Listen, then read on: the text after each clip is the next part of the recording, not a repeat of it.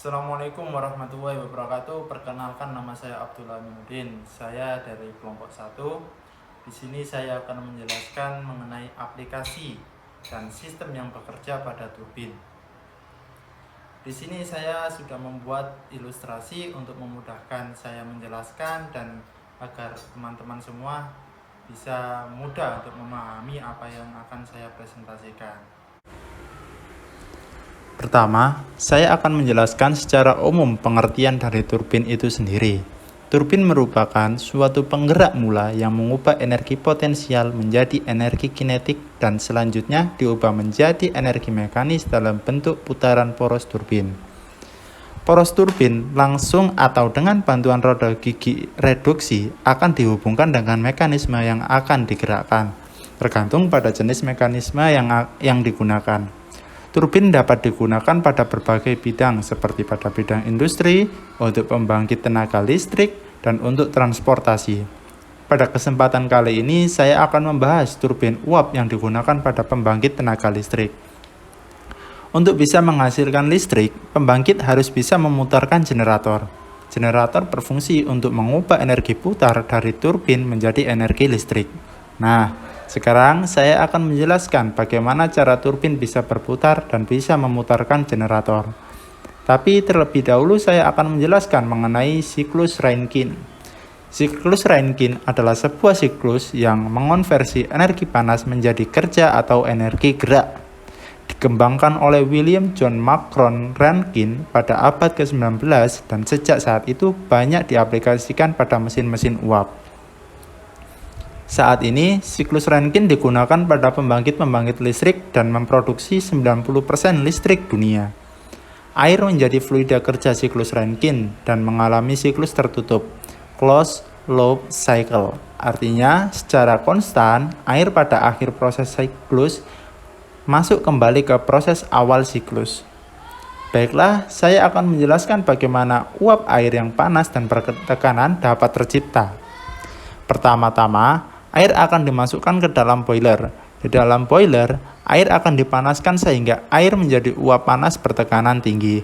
Nah, uap panas yang bertekanan dan bersuhu tinggi ini akan diarahkan menuju turbin. Kemudian, turbin ini akan didorong dengan uap panas yang bertekanan tinggi dan bersuhu tinggi.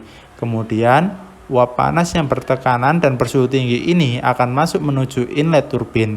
Ketika turbin menyerap fluida berenergi tinggi, tekanan dan suhunya turun menuju outlet. Rotor turbin memiliki bentuk airfoil. Pembangkit listrik berkapasitas tinggi sering menggunakan beberapa tahap turbin uap, seperti turbin tekanan tinggi, turbin tekanan menengah, dan turbin tekanan rendah. Nah, di sini turbin akan mulai berputar. Ketika turbin berputar pada sistem pembangkit listrik, putaran pada turbin dihubungkan atau dikoplingkan dengan generator. Generator berputar dan akan menghasilkan listrik. Reaksi yang terjadi pada turbin idealnya adalah isentropic proses, karena tidak ada perubahan entropi. Output dari turbin ini adalah saturated steam. Sekian penjelasan dari saya tentang pengaplikasian sistem yang bekerja pada turbin. Terima kasih atas perhatiannya. Assalamualaikum warahmatullahi wabarakatuh.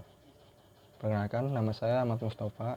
Saya di sini ingin menjelaskan tentang analisis energi pada turbin uap. Turbin uap sendiri merupakan suatu penggerak mula yang mengubah energi potensial uap menjadi energi kinetik dan selanjutnya diubah menjadi energi mekanis dalam bentuk putaran poros turbin. Poros turbin langsung atau dengan bantuan roda gigi reduksi dihubungkan dengan mekanisme yang digerakkan, tergantung pada jenis mekanisme apa yang digunakan. Turbin uap dapat digunakan di berbagai bidang industri, salah satunya untuk pembangkit listrik dan untuk transportasi. Assalamualaikum warahmatullahi wabarakatuh. Perkenalkan, nama saya Agus Nurul Nusrait, ingin menjelaskan tentang diagram TS pada turbin. Sebelumnya saya akan menjelaskan pengertian diagram TS. Diagram TS adalah diagram yang menggambarkan hubungan antara temperatur dengan entropi fluida pada kondisi tekanan, entalpi, fase, dan massa jenis tertentu.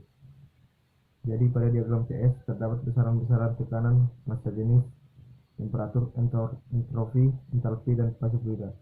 Saya menjadikan beberapa gambar dan penjelasan tentang diagram TS. Pertama-tama saya akan menjelaskan tentang kubah ini. Sebenarnya kubah ini menunjukkan sifat termodinamika air. Bentuk kubah berbeda untuk fluida kerja yang berbeda. Garis ini adalah garis cair jenuh. Wilayah ini adalah wilayah cair jenuh. Wilayah ini adalah wilayah uap jenuh. Berarti hanya uap kering yang memiliki wilayah ini. Dan titik tertinggi ini adalah titik di mana garis uap jenuh dan cairan jenuh bertemu satu sama lain. Sekarang kita dapat membedakan antara cairan dan fase uap. Wilayah di bawah kubah ini adalah wilayah basah. Di sini kedua bagian itu secara bersamaan, yaitu air dan uap. Dalam diagram TS, garis ini menunjukkan suhu konstan, dan garis ini menunjukkan entropi konstan, dan garis ini menunjukkan tekanan konstan. Kita bisa dapat melihat garis tekanan di daerah basah lurus.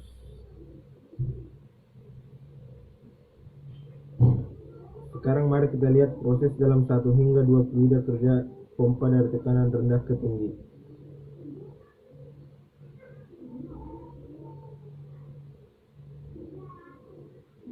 Karena fluidanya cair, pada tahap ini pompa membutuhkan sedikit energi input dalam proses 2 hingga 3 cairan bertekanan tinggi memasuki generator uap dipanaskan pada tekanan konstan oleh sumber panas eksternal untuk menjadi proses uap jenuh kering. Dari 3 sampai 4 uap jenuh dari 3 sampai 4 jenuh kering berekspansi ke turbin dan menghasilkan tenaga. Ini menurunkan suhu dan tekanan uap dan beberapa konveksi dapat terjadi. Proses 4:1, mereka bertemu ketika memasuki kondensor, di mana ia mengembun pada tinggi tekanan konstan untuk menjadi cairan jenuh. Apalagi dari proses 1 ke 2 adalah kompresi isentropik, dari 2 ke 3 tekanan konstan, dari proses pemanasan 3 ke 4 proses pemuaian,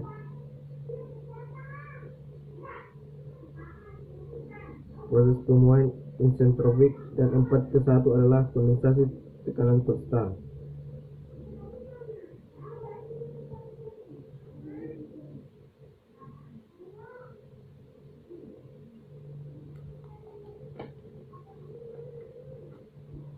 Sekarang kita akan membahas rumus setiap komponen dan proses. Proses push adalah pompa sehingga inputnya sama dengan entalpi di titik 2 dikurang entalpi di titik 1. Panas yang disuplai oleh boiler sama dengan entalpi pada titik 3 dikurangi pada titik 2. Keluaran kerja turbin sama dengan entalpi pada titik 3 dikurang entalpi. Pada titik 4, panas yang dibuang pada kondensor sama dengan entalpi pada titik 4. Minus entalpi pada titik 1 sangat penting untuk dicatat. Sekian penjelasan saya tentang diagram TS pada turbin pada kali ini. Semoga video ini bermanfaat bagi kita. Jika ada kata dan penulisan penerangan yang salah, mohon dimaafkan. Assalamualaikum warahmatullahi wabarakatuh. Perkenalkan, nama saya Alis Ramdan Surya Effendi dari kelas 04 MSE 004. NIM saya 19 10 10 35 05 38. Saya dari kelompok 1 ingin melakukan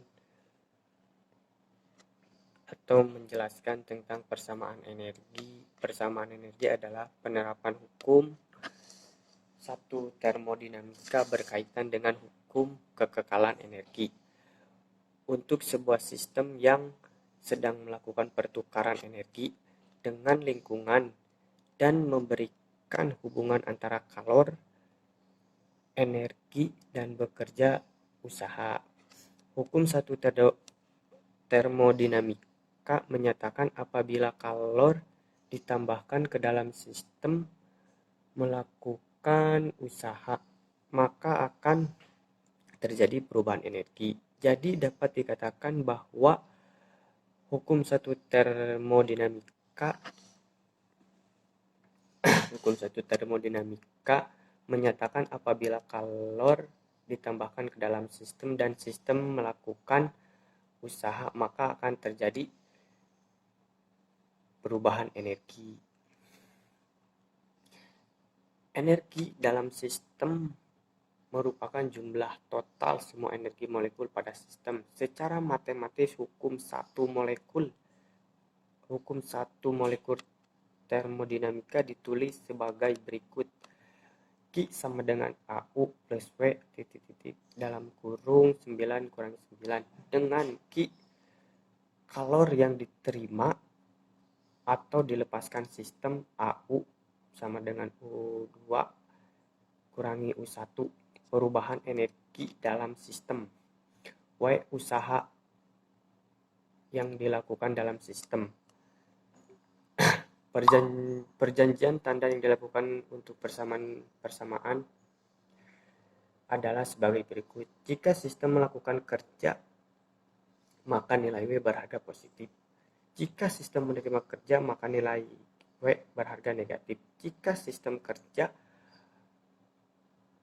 melepas kalor, maka nilai Q berharga negatif. Jika sistem menerima kalor, maka nilai Q berharga positif. Persamaan ini dilakukan untuk sistem tertutup. Sistem tertutup merupakan sistem yang hanya memungkinkan pertukaran energi antara sistem dengan lingkungan. Sistem tertutup yang terisolasi itu tertutup banget dan tidak bisa keluar. Tidak ada energi yang masuk atau keluar dari sistem karena perubahan energi dalam sama dengan 0. Persamaan ini dilakukan untuk sistem terbuka. Jika kita memperhitungkan perubahan energi dalam energi akibat adanya penambahan pengurangan jumlah zat. Contoh sistem lingkungan bila kita mempelajari pertumbuhan dari sebatang pohon, maka pohon tersebut dikatakan sebagai sistem, sedangkan sesuatu di luar pohon disebut lingkungan. Persamaan energi meliputi proses isotermik. Proses isotermik adalah suatu sistem dapat mengalami proses termodinamika di mana terjadi perubahan-perubahan di dalam sistem tersebut. Jika proses yang terjadi berlangsung dalam suhu konstan, proses ini dinamakan proses isotermik. Dan proses isobarik adalah jika gas melakukan proses termodinamika dengan menjaga tekan tetap konstan. Gas dikatakan melakukan proses isobarik karena gas berada dalam tekanan konstan. Gas melakukan usaha W sama dengan PAV.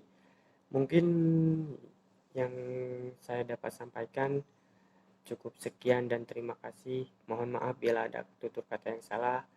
Wabil taufiq wal hidayah. Wassalamualaikum warahmatullahi wabarakatuh. Assalamualaikum warahmatullahi wabarakatuh. Perkenalkan, nama saya Arif Burhanuddin.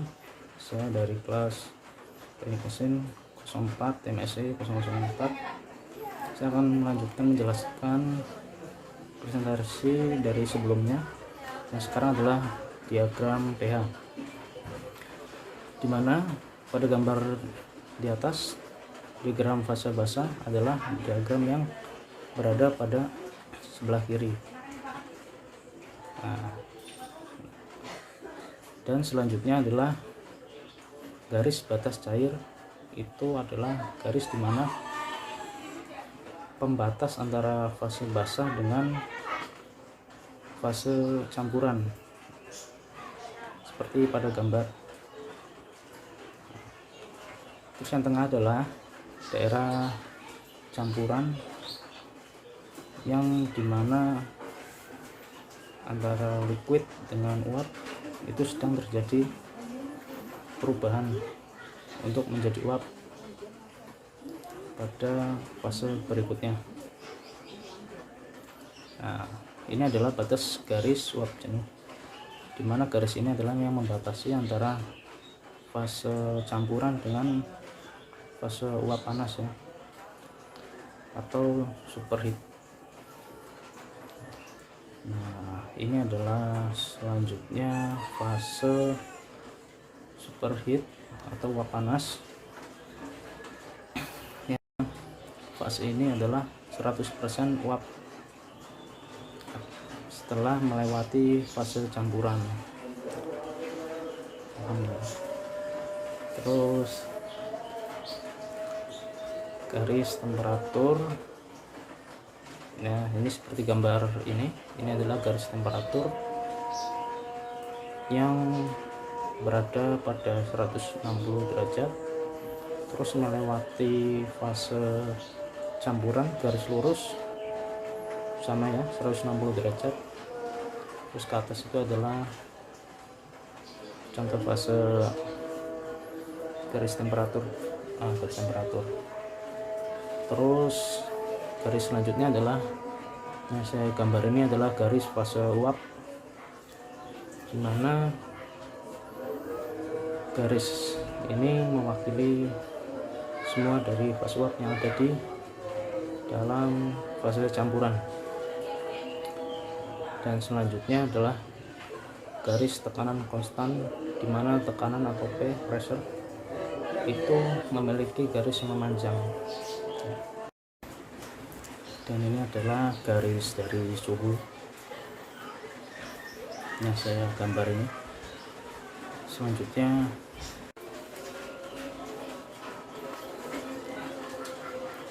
dan yang terakhir adalah garis entalpi, di mana garis ini melintang dari bawah menuju atas seperti pada gambar yang saya gambar itu.